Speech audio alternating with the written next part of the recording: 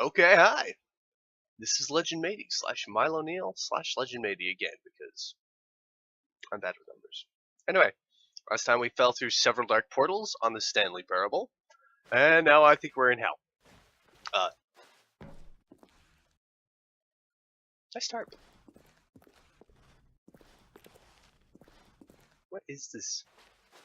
Where am I going? Did he just leave? Did he just stop giving a fuck about me? There's light. Computers. Touch. Touch. Touch.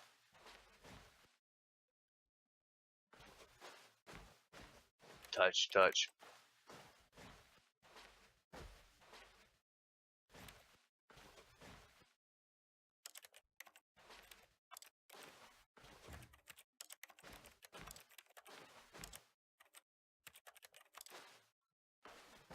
Can't do anything here.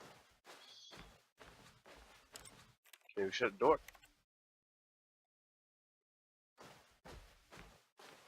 It's kind of creepy. I wonder what he found. If what he wanted was to be the leading man in his own story, well, perhaps he's gotten it. Down in wherever he is right now. I wonder if he's happy with his choice, and if he's learned the heavy cost that comes with it. He'll understand soon what I was trying to tell him. He needs me. Someone who will wrap everything up at the end, to make sense out of the chaos and the fear and the confusion. That's who I am. That is what I mean to this world. Oh, yes. Yes, I'll be back. There's no other way. Once this ends, after it all comes to a close, then I'll be back. The end will be here soon. Very soon. That's dark. I can wait. I like it. I can wait too.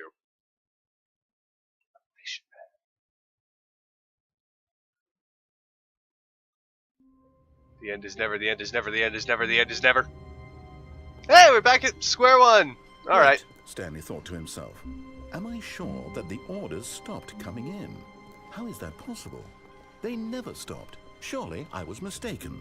No, the orders were still missing. For now.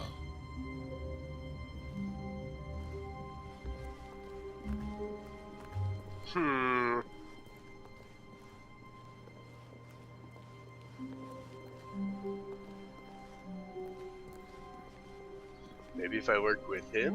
When Stanley came to a set of 2 open doors, he entered the door on his left. I'll play your game. You and I can be friends. We'll have adventures. There'll be fun stuff. We'll have meetings. Here's the meeting.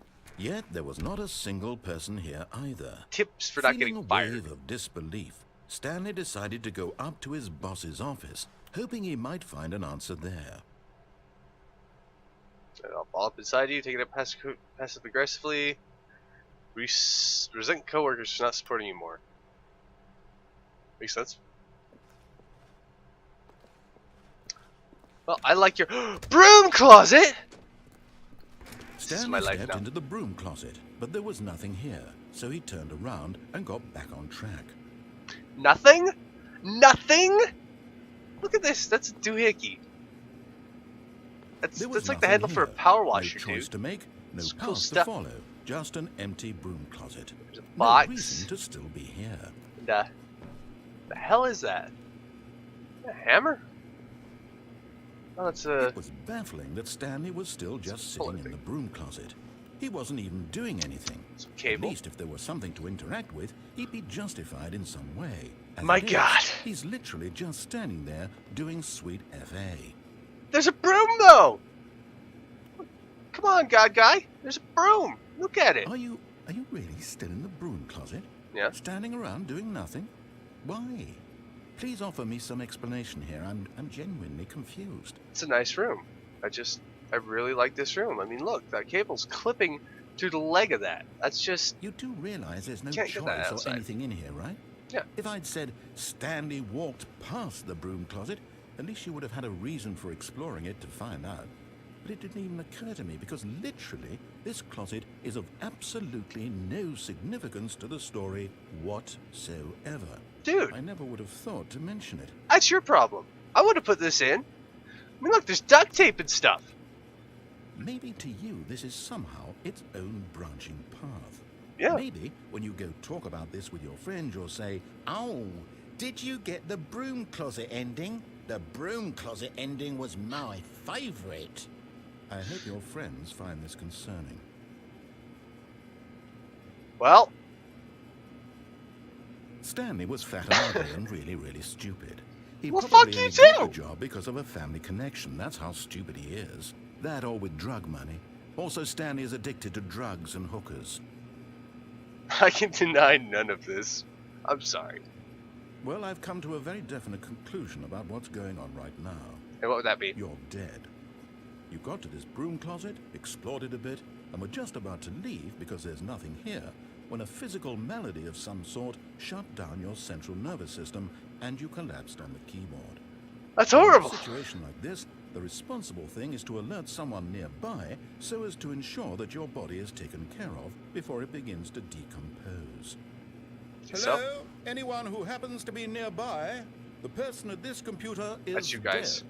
He or she has fallen prey to any number of your countless human physiological vulnerabilities. She? It's indicative of the long-term sustainability of your species. Please remove their corpse from the area and instruct another human to take their place at the computer, making sure they understand basic first-person video game mechanics and filling them in on the history of narrative tropes in video gaming, so that the irony and insightful commentary of this game is not lost on them.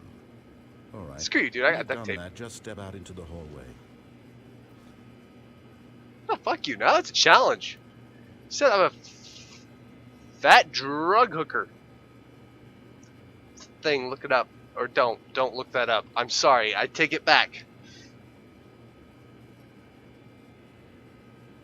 Fine. Screw you. Ah, second player. It's good to have you on board. I guarantee you can't do any worse than the person who came before you.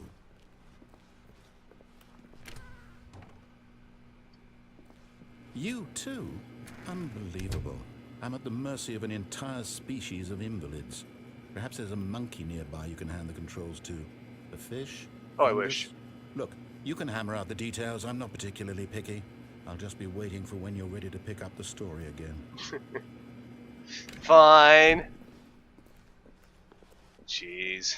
You're not fun. Coming to a staircase, Stanley walked upstairs to his boss's office.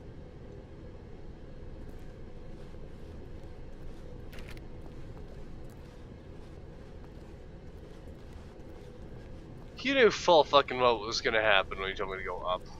But Stanley just couldn't do it. He considered the possibility of facing his boss, admitting he had left his post during work hours. He might be fired for that. And in such a competitive economy, Can't why drive the had he car. taken that risk? All because he believed everyone had vanished? His boss would think he was crazy. And then something occurred to Stanley. Maybe, he thought to himself, maybe I am crazy. All of my co-workers blinking Maybe. mysteriously out of existence in a single moment for no reason at all? None of it made any logical sense. Just quantum And as mechanics. Stanley pondered this, he began to make other strange observations. For example, why couldn't he see his feet when he looked down? Why did doors close automatically behind him wherever he went? And for that matter, these rooms were starting to look pretty familiar. Were they simply No. repeating? No. No, Stanley said to himself. No, This is all can't be. too strange. This can't be real.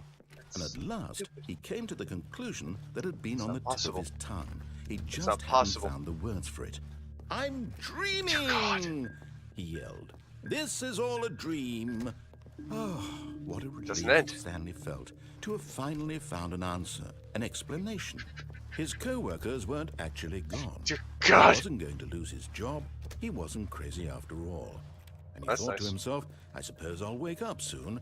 I'll have to go back to my boring real-life job pushing buttons. I may as well enjoy this while I'm still lucid. So, he imagined himself flying and began to gently float above the ground. Then he imagined himself soaring through space on a magical starfield, and it too appeared. Yay! It was so much fun, and Stanley marveled that he had still not woken up. How was he remaining so lucid? And then perhaps the strangest question of them all entered Stanley's head. One he was amazed he hadn't asked himself sooner. Why is there a voice in my head dictating everything that I'm doing and thinking?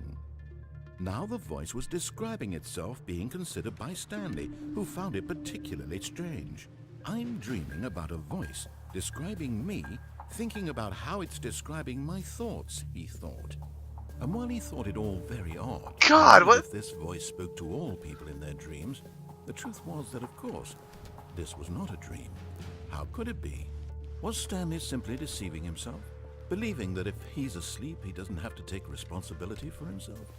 Stanley is as awake right now as he's ever been in his life. Now, hearing the voice speak these words was quite a shock to Stanley. After all, he knew for certain, beyond a doubt, that this was in fact a dream.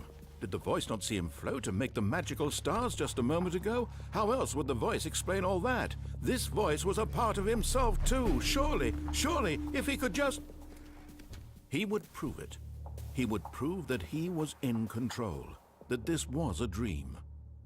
So he closed his eyes gently, and he invited himself to wake up. He felt the cool weight of the blanket on his skin, the press of the mattress on his back, the fresh air of a world outside this one. Let me wake up, he thought to himself. I'm through with this dream. I wish it to be over. Let me go back to my job. Let me continue pushing the buttons. Please, it's all I want. I want my apartment, and my wife, and my job. I have a wife? All I want is my life exactly the way it's always been. My life is normal. I am normal. Everything will be fine. What? I am What's happening? okay. I think I drove the voice crazy. Oh. Okay. Stanley Still here. Screaming. Please, someone wake me up. My name is Stanley.